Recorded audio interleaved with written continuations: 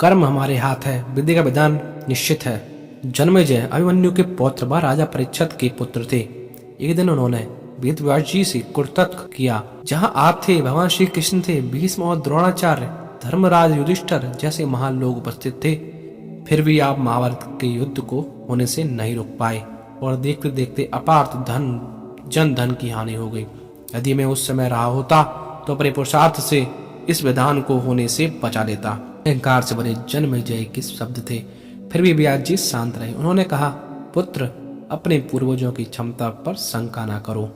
यह विधि द्वारा निश्चित था, जो बदला नहीं जा सकता था। यदि ऐसा हो सकता तो श्री कृष्ण में ही इतना सामर्थ्य था कि वो अकेले ही युद्ध को रोक सकते थे।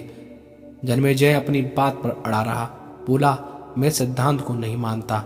आप मेरे जीवन की होने वाली किसी होने को बताइए, मैं उसे रोककर प्रमाणित कर दूंगा कि विधि का विधान निश्चित नहीं होता। व्यास जी ने कहा, पुत्र, यदि तू यही चाहता है तो सुन। 3 साल बाद तू काले घोड़े पर शिकार करने जाएगा। दक्षिण दिशा में एक समंदर तट पर पहुंचेगा। वहां एक सुंदर स्त्री मिलेगी तो उसे महलों में लाएगा, उसे विवाह करेगा, उसके कहने पर यज्ञ करेगा। उस यज्ञ में युवा ब्राह्मण आएंगे। वहां एक घटना घटित होगी।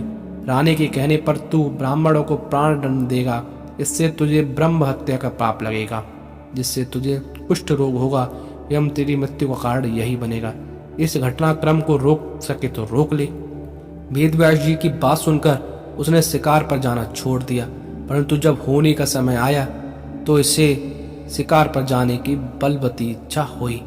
इसलिए सोचा काला घोड़ा नहीं लूंगा, पर उस दिन उसे अस्तबल में काला घोड़ा ही मिला। सोचा दक्षिण दिशा में नहीं जाऊंगा, परंतु घोड़ा अनियंत्रित होकर दक्षिण दिशा की ओर ले गया। समुद्र तट पर पहुंचा, वहां एक सुंदर स्त्री को देखा, उस पर मोहित हुआ। सोचा इससे शादी नहीं करूंगा, परंतु उसे महलों में लाकर उसके प्यार में पड़कर उसने विवाह कर ही लिया।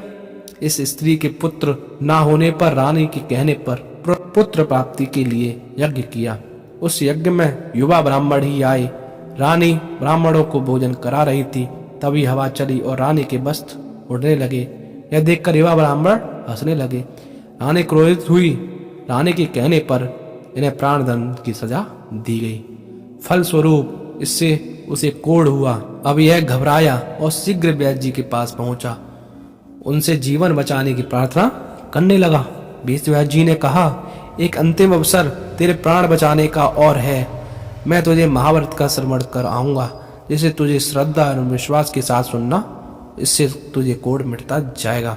परंतु यदि किसी भी प्रसंग पर तूने अविश्वास किया तो मैं महाभारत का वचन रोक दूंगा, फिर मैं तेरा जीवन नहीं बचा पाऊंगा। याद रखना, तब तेरे पास यही अंतिम अवसर है। जन्मेजय श्रद्धा विश्वास से श्रवण करने लगा। इसमें भीम के बल का वह प्रसंग आया जिसमें उसने हाथी की सूंड पकड़कर उसे अंतरिक्ष में उछाला। वह आज भी अंतरिक्ष में घूम रहे हैं। जन्मेजय अपने को रोक ही नहीं पाया। वह बोला, असंभव, ऐसा कैसे हो सकता है। व्यास जी ने महाभारत का वचन रोक दिया। व्यास जी ने कहा, पुत्र, मैंने तुझे कितना समझाया, परंतु तो अपना स्वभाव नियंत्रित नहीं कर पाया, क्योंकि यह होनी द्वारा निश्चित था। व्यास जी ने मंत्र शक्ति से आह्वान किया। हाथी पृथ्वी की आकर्षक शक्ति से आकर नीचे गिरे और व्यास जी ने कहा, यह मेरी बात का प्रमाण है। जितनी मात्रा में जन्मेजय श्रद्धा विश्वास से कथा श्रवण की, उतनी मात्रा में वह उस कुष्ठ रोग से मुक्त हुआ। परंतु एक बिंदु रह गया और यही उसकी मृत्यु का कारण बना। हमारे जीवन का नाटक परमात्मा के द्वारा लिखा गया है। होता वही है जो वह कहलाता है। इसलिए कहा गया है, कर्म हमारे हाथ, फल विधि के हाथ में है। गीता के 11वें अध्याय में 33वें श्लोक में श्री कृष्ण जी अर्जुन से कहते हैं, उठ खड़ा हो और अपने कार्य द्वारा यश प्राप्त कर। यह सब तो मेरे द्वारा पहले ही मारे जा चुके हैं, निमित्त मात्र है। तो हमारे हाथ में कुछ भी नहीं है, हम बस कर्म के अधीन हैं। हमारा कार्य सिर्फ कर्म करना है, हमें फल की चिंता नहीं करना है। दोस्तों, आज की वीडियो अच्छी लगी हो तो लाइक करें, कमेंट करें और शेयर करें, और चैनल पर नए हो तो सब्सक्राइब करना बिल्कुल ना भूलें। जय श्री कृष्णा दोस्तों।